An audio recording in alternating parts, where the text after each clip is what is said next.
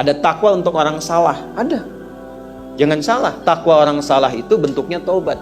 Jadi ketika seseorang yang salah ingin menjadi soleh, diberikan jembatan oleh Allah namanya taubat.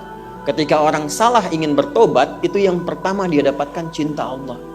Itu mahal teman-teman, mahal sekali Bu. Jadi ketika seorang itu berbuat salah ingin taubat, kan itu perjuangannya tinggi. Anda bisa bayangkan nggak, seorang misalnya yang biasa mabuk, tiba-tiba pengen tobat dari mabuknya, beralih menjadi ngaji, dan pengen konsisten sholat, itu kan nggak mudah. Itu begitu saat dia memutuskan untuk berubah jadi baik, itu turun cinta Allah kepadanya. Begitu diapresiasi. Itu ada di Quran surah kedua Al-Baqarah, di ayat 222, di ujungnya. Innallaha yuhibbut tawwabina wa yuhibbul mutatahhirin. Allah sangat mencintai orang yang taubat. Dan taubat itu juga itu dilatih lewat wudu. Makanya wudu disebut taharah, karena membersihkan bagian tubuh kita yang biasa digunakan beraktivitas. Coba memahami agamanya sampai situ tuh, sehingga kita mendapatkan kenikmatan berislam. Ya, jadi kan ada 3. Bacaan, gerakan, hikmah. Rabbana wab'ats fihim rasulan minhum yatslu 'alaihim ayatika. Bacaan. Wa yu'allimuhumul kitab. Gerakan.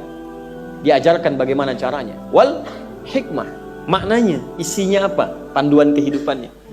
Jadi sepanjang kita beribadah, kita mau wudhu, diajarkan caranya begini, bacaannya gini, maknanya apa itu? Kenapa mulut berkumur-kumur? Itu ada maknanya, dan itu ada fiqihnya, ada kitabnya juga. Kenapa yang dibasuh wajah tuh? Kenapa tangan sampai siku? Kenapa kepala bukan rambut? Kenapa kaki sampai kedua mata kaki? Itu selalu ada jawabannya. Dan uniknya begini, kalau kita betul-betul jujur, kenapa dalam wudhu itu semua yang dibasuh ataupun diusap, karena kepala itu diusap, ya. Semua yang dibasuh dan diusap itu semua organ tubuh yang digunakan interaksi dalam sehari-hari. Coba cek kalau nggak percaya. Mulut kan digunakan untuk bicara kan setiap hari itu. Kemudian mata memandang bagian wajah, kepala isinya kan pikiran. Ya, terus yang paling detil tuh ini, yang paling detil, tangan sampai siku. Ya, di ibadah itu selalu batasannya jelas. Tangan tuh dari sini, ujung jemari, sampai ke sini, ke ujung sini. Ya, ini disebut asabi', ini kaf, ini kemudian zira', ini sa'id, ini katif. Tapi detil sekali ketika wudhu, ini dari tangan sampai siku. Quran surah 5 ayat 6 itu. Ya ayyuhalladzina amanu idza qumtum ilas shalah faghsilu wujuhakum wa aydiyakum ilal marafiq. Tangan sampai siku.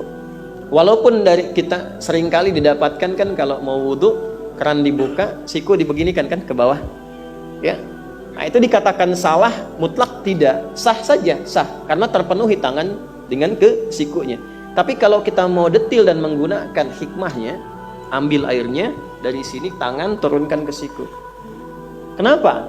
Karena nanti setelah wudhu di situ ada unsur taubat. Makanya disebut taharah. Taharah itu membersihkan bagian dalam dan luarnya. Ada unsur taubat. Coba lihat deh setelah wudhu. Doanya apa? Asyhadu an la ilaha illallah wa asyhadu anna Muhammadan Rasulullah. Kemudian Allahumma ja'alni minat. Ya Allah, sebentar, sabar. Sabar, pelan-pelan. Pelan-pelan. Allahumma ja'alni minat. Nah, pernah nggak dipahami artinya apa? Allahumma, ya Allah, aku bermohon kepadamu, ij'alni minat tawwabin. Jadikan aku dengan wudhu ini termasuk golongan orang yang telah bertaubat. Makanya disandingkan dengan taharah. Itu hikmahnya Al-Maidah, korelasinya dengan Al-Baqarah, ya, ayat 222 dengan Al-Maidah ayat 6. Kenapa wudhu dikaitkan dengan taubat? Karena setiap wudhu kita berusaha mengevaluasi bagian tubuh yang digunakan berinteraksi. Tadi saya katakan kenapa begitu detil dari jemari ke siku, ya, bukan dari siku ke bawah. Karena biasa yang dipakai untuk bikin status itu kan ini. Gak ada orang bikin status begini kan? Selalu begini kan? Dan ini yang sering salah. Maka ditaubati ketika berwudu dari sini sampai ke siku. Nah itu detil begitu, rasanya beda ke hati. Ke jiwa lain kesannya.